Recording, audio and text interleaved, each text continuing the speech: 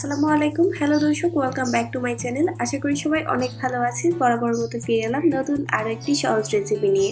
আজকের পর্বে তৈরি করে দেখাবো সিদ্ধ আলু আর ডিমের পুর দিয়ে তৈরি ভীষণ মজাদার সহজ একটি নাস্তা, যেটা আপনারা খুবই অল্প সময়ে সকালের নাস্তায় তৈরি করে নিতে পারেন, চাইলে স্কুলের টিফিনে দিতে পারেন। আশা করি আমার আজকের এই সহজ মজাদার নাস্তার রেসিপিটি আপনাদের ভালো লাগবে।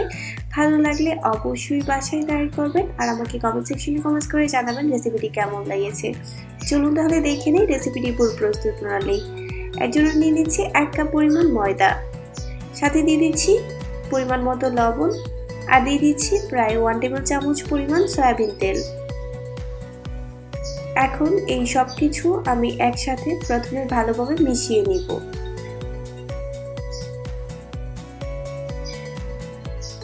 মিশানোটা খুবই ইম্পর্টেন্ট, এর জন্য ময়দার সাথে সবকিছু একসাথে ভালোভাবে মিশিয়ে নিতে হবে।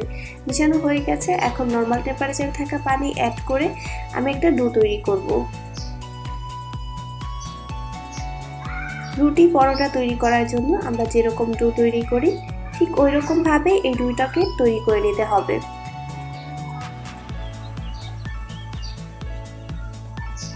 অল্প অল্প পানি অ্যাড করে তৈরি করতে হবে যাতে ডোটা নরম না হয়ে যায়।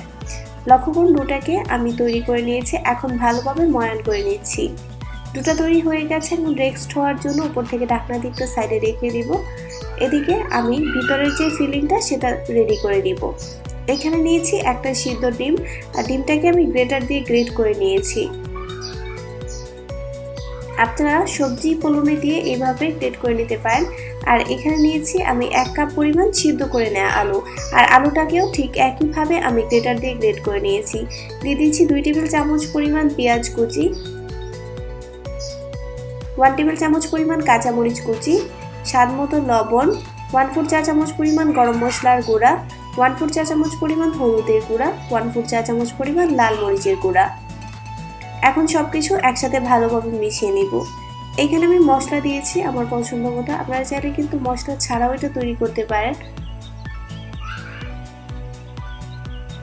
ভালোভাবে মিশানো হয়ে গেছে, এখন এটা একটা সাইডে রেখে দিব। ফিরে এলাম 10 মিনিট পর। এখন এই ডোটাকে আমি সমান 4টা ভাগে ভাগ করে নিচ্ছি।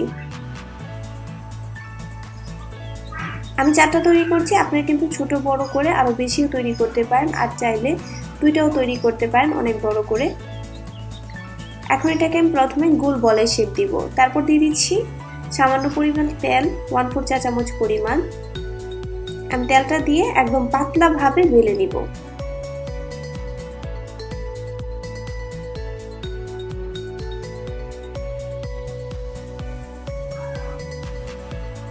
লক্ষ্য করুন এরকম পাতলা করে বেলে নিতে হবে।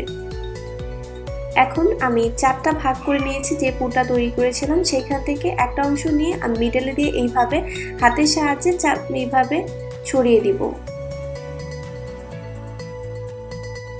সমানভাবে ছড়িয়ে দিয়েছি। এখন সাইড থেকে এইভাবে পানি লাগিয়ে দিচ্ছি।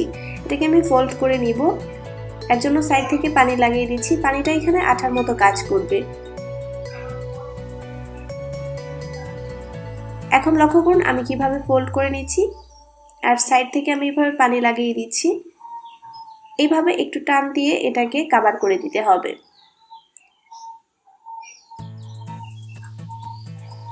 লক্ষ্য করুন এটা হয়ে গেছে। ঠিক এরকম ভাবে আমি বাকিগুলো তৈরি করে নিব। ভাজার জন্য নিয়ে নিচ্ছি 3 টেবিল চামচ পরিমাণ সয়াবিন তেল।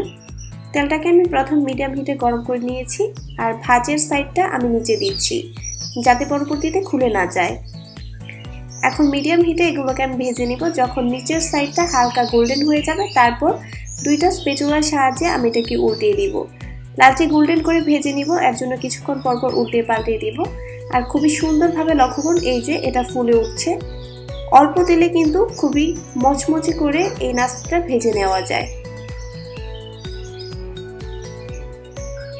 লক্ষ্য করুন 2 পাশ থেকে সুন্দরভাবে ভাজা হয়ে গেছে। এখন এটাকে উঠিয়ে আমি পরিবেশন করব।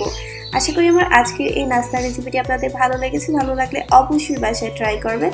আজকের মতো এখানে বিদায় নিচ্ছি। সবাই অনেক ভালো থাকবেন, সুস্থ এবং সুন্দর থাকবেন। আল্লাহ হাফেজ।